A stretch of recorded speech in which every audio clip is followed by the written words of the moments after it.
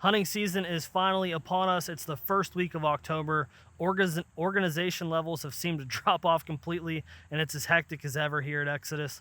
But being efficient right now, this time of year, is extremely important. Your trail camera numbers are limited, the budgets are limited, and time is limited. So efficiency is of utmost importance. And when it comes to using trail cameras, we know that you can't have a trail camera on every tree in the woods. Batteries are hard to find. It's expensive, right? So in this video, we're going to go over our 2021 deer hunting season trail camera calendar, focusing on different areas, different times of years for your trail camera strategies. I'm going to cover some short-term standard SD card camera locations and some cell camera locations or long-term SD card camera locations from early season, pre-rut, rut, and late season. Trail cameras can be a really great tool if you use them correctly, and there's a lot of things that go into using a trail camera correctly, but for this, we're going to focus on the locations. Having your cameras in the correct location for the correct time of year can help you a ton when it comes to putting your tag on a buck this fall. So we're going to start with early season. Now, seasons come in different times throughout the country. You might have a September 1 season, you might have an October 1 season. For the purposes of this video, throughout the Midwest, all of the seasons are open around October 1, so we're going to call October 1 through October 20th the early season. Now, for a short-term standard SD card camera in the early season, we're focusing on non-intrusive areas, non-intrusive food sources. Those can be fall food plots, white oak stands, exterior edges of ag fields, anywhere you're expecting a lot of nighttime movement. You may not get a ton of daylight activity in these areas, but that's okay. Right now, we're just trying to find out what bucks are in the area, and then you can work backwards from your knowledge of the property where those bucks might be bedding. And if you get that cold front that we're all waiting for, go ahead and move in closer to the interior where that buck is bedding, and you can capitalize. So for your short-term standard SD card cameras, we're on the edges. You can get in these spots easily. You're not being intrusive. So like, again, green fall food sources, white oaks, any kind of hard mass that deer are focusing on in that area. Maybe it's shrubby browse that you've noticed a bunch of deer hanging out in one area, or exterior ag field edges. Now, when you're talking cell cameras or standard SD card cameras with long-term objectives, we're going to get these cameras into the interior, closer to bedding, but we're still focusing around fall food sources. So that could be a white oak stand closer to bedding opportunities or travel corridors from that bedding opportunity to a known food source, travel corridors, staging areas, all focused around that bed to food pattern. But we're going to be closer to that bedding because, one, you have a cell camera, or two, you're going to use that standard SD card camera in a long-term objective, so you're not being intrusive. You're not going into that area to check that camera all the time. For us, we're going to run a cell camera with an SB18, set that camera and forget it, and let it run throughout the early season so we can capitalize on any daytime movement. Now, closer to these bedding opportunities, if you have a buck right on the cusp of daylight activity, you get that cold front, you know it's time to strike. So for early season, October 1 through October 20th, we're still focusing on that bed to food pattern for cell cameras or standard SD card cameras with long-term objectives. We're just going to get a little bit into the interior. From the early season, we're going to jump right into the pre-rut. Again, these dates are kind of area specific, so your pre-rut might be earlier or later, but for all intensive purposes, we're going to call the pre-rut October 21st through November 4th. For your short-term standard SD card cameras, the fall food sources are still a primary area for us to monitor with our trail cameras. Again, it's mostly going to be nighttime activity, but you're going to have a bunch of does in those areas, and those bucks are going to begin to seek out that first hot doe, so you'll get more buck activity in these areas. Maybe that activity bumps up a little bit with a cold front, so we want to keep our cameras in those fall food source locations. But in this time of year, we're going to start adding some cameras to the fleet. We're going to add cameras to travel corridors, we're going to add them to pinch points, and we're going to add them to perimeter scrapes. Again, these cameras are cameras you're going to have to check, so you want to be cautious with where you're putting them.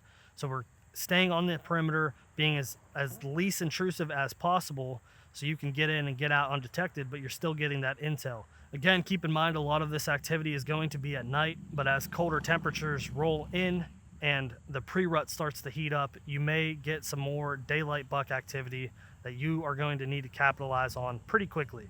So if you're going to be running cell cameras and long-term SD card cameras, we're gonna, again, keep those cameras in the interior closer to bedding, but now we're gonna really focus on primary and community scraping activities. Scrapes are really gonna start to ramp up from this October 20 to November 4 timeframe, and this is the best time to catch bucks on scrapes in the daylight hours. So if you have cell cameras, we highly suggest getting those cameras on primary and community scrapes close to security cover, whether that's buck bedding or doe bedding, and your chances of getting that buck on camera in the daylight are going to be extremely high. If camera numbers aren't limited, go ahead and keep those cameras on those food sources close to security cover. You're still going to get some activity, but for us, primary and community scrapes close to bedding cover has become an absolute favorite area to run long-term SD card cameras to get that annual data, and to run cell cameras to capitalize when a buck is in that area in the daylight. This time of year, bucks are trying to find that first hot doe. If you can find a primary or community scrape close to bedding cover this time of year, he's going to be there often, so you can capitalize. Now we move into the rut, a deer hunter's favorite time of year. This may be when you're planning your vacation, and we're calling this time frame November 5th through November 25th. Now there's different stages of the rut, but for trail camera strategies, they're gonna stay consistent throughout the rut. And human intrusion is less of a deterrent this time of year. We're gonna change trail camera strategies quite a bit. For standard SD card cameras, we're gonna focus on doe bedding areas, downwind edges of doe bedding areas, travel corridors, pinch points, and funnels. During the rut, this information is super time sensitive, so check your trail cameras as you feel needed. Maybe check them each time you go into hunt. You might catch a buck cruising in that area that morning or that evening before, and that typically this time that buck's only going to be in that area for 48 hours. He's going to find a hot doe, he's going to stay with their breeder and move on. So this information is super time sensitive. That's why we really like cell cameras during this time of year. Our cell camera locations are still going to be in the same locations, travel corridors, primary scrapes on doe bedding. Everything is going to be centralized around doe bedding, because where the buck's going to want to be this time of year with does. So if you can find pinch points, funnels, travel corridors, scrapes on downwind edges of doe bedding areas, focus your cell camera locations in this time. With your cell camera settings, this is going to be the time you're going to want that real-time data, that MRI. Again, bucks are going to be in certain areas for short periods of time. This information is super sensitive, and you can really capitalize on cell camera data this time of year. Once the rut winds down, deer begin to go back to that bed to feed pattern. So your trail camera strategies are going to be very similar to the early season strategies. However, the food source likely is going to change. So you're going to have your red oak trees or your ag fields that are cut. Standing beans this time of year can be deadly. Cut corn around this time of year can be deadly. Maybe you have some locust trees or any area that you see a lot of feeding activity in the late season. You're going to want to focus your standard SD card cameras around those locations. Now, cell cameras can be extremely deadly in the late season as well. Having those cameras on those transition areas from bed to feed, or even on that late season food, you see a weather front coming in, you see a buck on that food source in daylight, you then can capitalize on that information. Now, one thing to keep in mind is the weather this time of year. Deer movement is very heavily reliant on weather, especially in the late season. The colder and the nastier, the better. But one thing we like to capitalize here at Exodus on is wind speed changes. Heavy wind speed changes. It seems like deer just light up. So if you have a 20 or 30 mile an hour wind in sometime in December, and then that drops off to 5, 6, 7, 8 miles an hour, you get a double-digit change in wind speed. Our cell cameras have lit up the past couple years, so that is one thing you really want to focus on in the late season.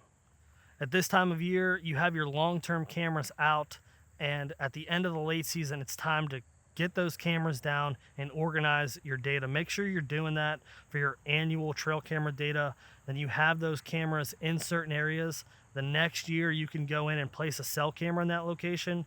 You'll know when that deer is supposed to show up, and when he does show up, you'll then know how long he sticks around. So organizing your camera data at the end of the season is super, super crucial. You should do this for your cell cameras, your short-term cameras, and your long-term cameras. Annual data can kill deer more than you realize. I mean, Don Higgins is the master of it. He killed next year's deer 4 years ago with trail camera data. So keep in mind organizing the trail camera data. It's a super, super crucial point. And that wraps up your 2021 hunting season trail camera calendar. Good luck.